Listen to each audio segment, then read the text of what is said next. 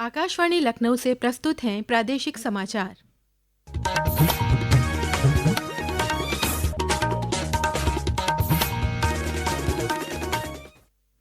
मुख्य समाचार। प्रदेश के उच्च शिक्षा मंत्री योगेंद्र उपाध्याय ने आज ग्रेटर नोएडा में भारत शिक्षा एक्सपो का किया शुभारंभ। कहा, शिक्षा को संस्कार और रोजगार से जोड़ती है नई शिक्षा नीति। प्रदेश में उपचुनाव को लेकर बढ़ी सरगर्मी। सपा प्रमुख अखिलेश यादव ने मुरादाबाद के कुंदरकी विधानसभा क्षेत्र में की जनसभा। सीसामऊ सीट को लेकर भाजपा ने की बैठक। प्रयागराज में लोक सेवा आयोग कार्यालय के बाहर आज छात्रों ने किया प्रदर्शन। पीसीएस समेत आरओ एआरओ की प्रारंभिक परीक्षा एक दिन एक शिफ्ट में कराने की मांग। और पर्यावरण और वन राज्य मंत्री केपी मलिक ने आज अमरोहा के गंगा तिगरी धाम में कार्तिक पूर्णिमा मेले का किया उद्घाटन। 11,000 दीप जलाकर की गई गंगा आरती।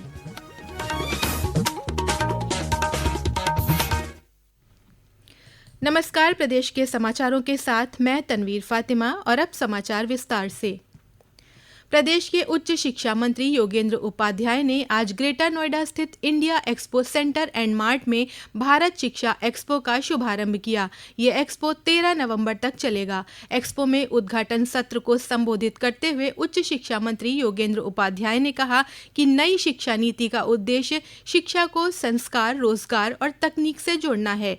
उन्होंने कहा कि ये एक्सपो दुनिया भर के विश्वविद्यालयों को एक मंच पर लाकर शिक्षा में नवाचार और नई सोच को बढ़ावा देने का प्रयास है। नवाचार को प्रोत्साहन दिया जा रहा है नई शिक्षा नीति। एआई सेंटर्स बन रहे हैं, तकनीक से तेजी से जोड़ा जा रहा है नई शिक्षा नीति के द्वारा। अभी हाल में ही 3 नए सेंटर, एक तो रोपड़ में आईआईटी, वो एग्रीकल्चर के इंटेलिजेंस से जोड़ा गया है। ऐसे ही कानपुर में आईआईटी स्मार्ट सिटी, नगर के विकास, इससे जोड़ा गया है। केजी टू पीजी एक शिक्षा का सेंटर बने। हाल में हमारे मुख्यमंत्री जी ने उनके मार्गदर्शन में उच्च शिक्षा विभाग ने उत्तर प्रदेश में 6 ऐसे शहर सेलेक्ट किए हैं जहां पर केजी टू पीजी का पूरा कैंप शिक्षा का एक जगह होगा। प्रदेश में 9 विधानसभा सीटों पर 20 नवंबर को होने वाले उपचुनाव के लिए चुनाव प्रचार तेज हो गया है। भारतीय जनता पार्टी के प्रदेश अध्यक्ष भूपेंद्र चौधरी ने कानपुर में सीसामऊ विधानसभा उपचुनाव को लेकर संगठनात्मक बैठक को संबोधित किया। बैठक के बाद पत्रकारों से बातचीत करते हुए श्री चौधरी ने कहा कि भाजपा एक कार्यकर्ता आधारित संगठन है। उन्होंने कहा कि पार्टी के कार्यकर्ता सरकार के कार्यों का लेखा जोखा लेकर जनता के बीच जाएंगे। उन्होंने विश्वास व्यक्त किया कि उपचुनाव वाली सभी विधानसभा सीटों पर भाजपा के प्रत्याशी भारी मतों से विजयी होंगे। उधर समाजवादी पार्टी के राष्ट्रीय अध्यक्ष अखिलेश यादव ने आज मुरादाबाद के कुंदरकी विधानसभा सीट पर सपा प्रत्याशी मोहम्मद रिजवान के समर्थन में जनसभा को संबोधित किया। अखिलेश यादव ने कहा कि भाजपा सरकार जनता से किए गए अपने वादों को पूरा करने में विफल रही है। प्रदेश में 9 विधानसभा सीटों पर होने वाले उपचुनाव में कानपुर की सीसामऊ सीट पर भाजपा और सपा प्रत्याशी के बीच कड़ा मुकाबला देखने को मिल रहा है। इस सीट पर भाजपा और सपा के वरिष्ठ नेता अपने अपने प्रत्याशी के लिए जमकर चुनाव प्रचार कर रहे हैं। एक रिपोर्ट। सीसामऊ विधानसभा सीट पर भाजपा ने सुरेश अवस्थी को टिकट दिया है, जबकि समाजवादी पार्टी से एमपी एमएलए कोर्ट से आगजनी सहित अन्य मामलों में सजा सुनाए जाने के बाद जेल में सजा काट रहे पूर्व सपा विधायक इरफान सोलंकी की पत्नी नसीम सोलंकी को इंडिया गठबंधन ने सपा प्रत्याशी बनाया है। वहीं बहुजन समाज पार्टी ने वीरेंद्र कुमार शुक्ला को टिकट दिया है, जबकि सीसामऊ उपचुनाव के लिए सभी जन पार्टी और एक निर्दलीय प्रत्याशी सहित कुल 5 प्रत्याशी चुनावी मैदान में शामिल है। सीसामऊ विधानसभा सीट पर पिछले 3 विधानसभा चुनाव में इरफान सोलंकी ने विधानसभा का प्रतिनिधित्व किया है। एमपी एमएलए कोर्ट से सजा सुनाए जाने के बाद इरफान सोलंकी की विधानसभा सत्ता खत्म हो गई थी। इस सीट पर भाजपा और सपा दोनों अपने अपने प्रत्याशियों को जिताने के लिए कोई कसर नहीं छोड़ रहे हैं। आकाशवाणी समाचार के लिए कानपुर नगर से मैं राजेश श्रीवास्तव। आगरा के एयरफोर्स स्टेशन पर आज air marshal Ashutosh Dikshit AOC in C central air command ने भारतीय वायुसेना C-295 फुल मोशन सिम्युलेटर सुविधा का उद्घाटन किया। ये सिम्युलेटर पायलटों को पैराड्रॉपिंग, पैराट्रूपिंग और आपदा राहत सहित अन्य मिशनों का अनुकरण करके यथार्थवादी वातावरण में प्रशिक्षण देने में सक्षम बनाता है। यह सुविधा C-295 बेड़े की परिचालन क्षमता में वृद्धि करेगी। प्रयागराज में आज लोक सेवा आयोग कार्यालय के बाहर पीसीएस प्री 2024 और आरओ प्रारंभिक परीक्षा 2023 में नॉर्मलाइजेशन के विरोध में हजारों अभ्यर्थियों ने धरना दिया। अभ्यर्थी एक दिन एक शिफ्ट में परीक्षा कराने की मांग कर रहे हैं। धरने के दौरान प्रदर्शनकारी छात्रों के साथ पुलिस की झड़प भी हुई। पीसीएस प्री की परीक्षा 7 और 8 दिसंबर को प्रस्तावित है। वहीं आरओ प्रारंभिक परीक्षा 2023 22 और 23 दिसंबर को कराई जाएगी। न्यायमूर्ति संजीव खन्ना ने आज भारत के 51वें मुख्य न्यायाधीश के रूप में शपथ ग्रहण की। राष्ट्रपति द्रौपदी मुर्मू ने राष्ट्रपति भवन में एक समारोह में उन्हें मुख्य न्यायाधीश के रूप में शपथ दिलाई। न्यायमूर्ति संजीव खन्ना ने न्यायमूर्ति डीवाई चंद्रचूड़ का स्थान लिया है, जो कल सेवानिवृत्त हो गए। इस समारोह में उपराष्ट्रपति जगदीप धनखड़, प्रधानमंत्री नरेंद्र मोदी, कई केंद्रीय मंत्री और सर्वोच्च न्यायालय के न्यायाधीश सहित अन्य लोग शामिल हुए। छठ पूजा के बाद अपने गंतव्य को वापस जाने वाले यात्रियों की सुविधा के लिए भारतीय रेलवे द्वारा विभिन्न स्टेशनों से स्पेशल ट्रेनें चलाई जा रही हैं। इसी क्रम में आज पूर्वोत्तर रेलवे द्वारा अलग अलग रूटों से 43 विशेष ट्रेनें चलाई जा रही हैं। इनमें से 22 ट्रेनें गोरखपुर से होकर गुजरेंगी। ये समाचार आप आकाशवाणी लखनऊ से सुन रहे हैं। ताज़ा समाचार जानने के लिए आप हमारी वेबसाइट newsonair.gov.in पर लॉगिन कर सकते हैं। इसके साथ ही आप प्रादेशिक समाचारों का ये बुलेटिन हमारे YouTube channel news on AIR Lucknow पर भी सुन सकते हैं।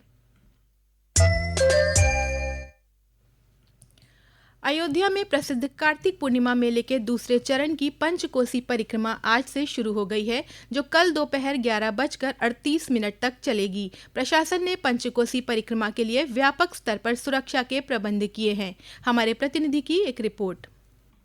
अयोध्या के प्रसिद्ध कार्तिक पूर्णिमा मेले का दूसरा चरण पंचकोसी परिक्रमा इस समय चरमोत्कर्ष पर अहिलोरे ले रहा है। देवोत्थानी हरि प्रबोधनी एकादशी लगते ही श्रद्धालुओं ने पावन सैला सरयू में स्नान कर मंत्रोच्चारण के साथ परिक्रमा उठाई। और फिर क्या था, ढोल मंजीरों की गूंज, साधु संतों के भजन, महिलाओं के अवधि गायन, अबोध बच्चों से लेकर अति वृद्धों तक का मनोबल 18 किलोमीटर लंबे परिक्रमा मार्ग पर आस्था, श्रद्धा और भक्ति के वातावरण का संदेश बन गया। और ऐसा लग रहा था जैसे श्रद्धालु माला का रूप धारण करके तीर्थ स्थल अयोध्या की उपासना कर रहे हों। साथ ही भीड़ में शामिल विदेशों से आए भारतीय अप्रवासी परिक्रमा के विश्व व्यापकता को स्थापित कर रहे हैं। तन्मय सोनी, आकाशवाणी समाचार, अयोध्या। अमरोहा के गंगा तिगरी धाम में कार्तिक पूर्णिमा मेला आज से शुरू हो गया। इसका उद्घाटन प्रदेश के पर्यावरण और वन राज्य मंत्री केपी मलिक ने गंगा में दुग्धाभिषेक करके किया। इस मौके पर 11,000 दीप जलाकर गंगा आरती की गई और लेजर शो का आयोजन किया गया। कार्तिक पूर्णिमा मेले का मुख्य स्नान 15 नवंबर को होगा। वाराणसी में 15 नवंबर को देव दीपावली धूमधाम से मनाई जाएगी। इस अवसर पर गौमाता के गोबर से बनाए गए दियों से काशी के घाट जगमगाएंगे।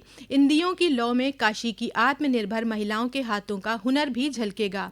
देव दीपावली के मौके पर गाय के गोबर से बने दियों को बनाने का काम स्वयं सहायता समूह की महिलाएं कर रही हैं। एक रिपोर्ट।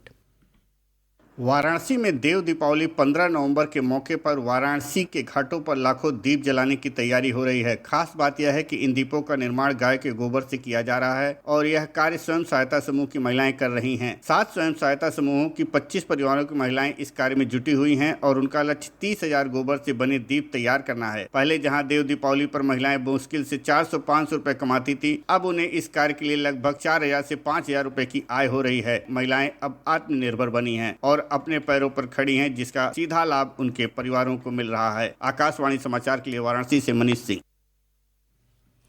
तापमान में गिरावट के साथ मौसम के मिजाज में ठंड की दस्तक हो चुकी है। इस बीच पूर्वा हवा के प्रभाव से बढ़ रही नमी के चलते आज सुबह प्रदेश के कई जिलों में मध्यम कोहरा छाया रहा। मौसम विज्ञानियों के अनुसार आने वाले दिनों में शुष्क मौसम के कारण तापमान में गिरावट बनी रहेगी। और अंत में मुख्य समाचार एक बार फिर।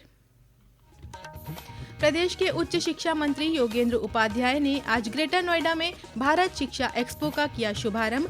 कहा, शिक्षा को संस्कार और रोजगार से जोड़ती है नई शिक्षा नीति। प्रदेश में उपचुनाव को लेकर बढ़ी सरगर्मी। सपा प्रमुख अखिलेश यादव ने मुरादाबाद के कुंदरकी विधानसभा क्षेत्र में की जनसभा। सीसामऊ सीट को लेकर भाजपा ने की बैठक। प्रयागराज में लोक सेवा आयोग कार्यालय के बाहर आज छात्रों ने किया प्रदर्शन। पीसीएस समेत आरओ की प्रारंभिक परीक्षा एक दिन एक शिफ्ट में कराने की मांग। और पर्यावरण और वन राज्य मंत्री केपी मलिक ने आज अमरोहा के गंगा तिगरी धाम में कार्तिक पूर्णिमा मेले का किया उद्घाटन। 11,000 दीप जलाकर की गई गंगा आरती। प्रादेशिक समाचारों का ये बुलेटिन यहीं समाप्त होता है। नमस्कार।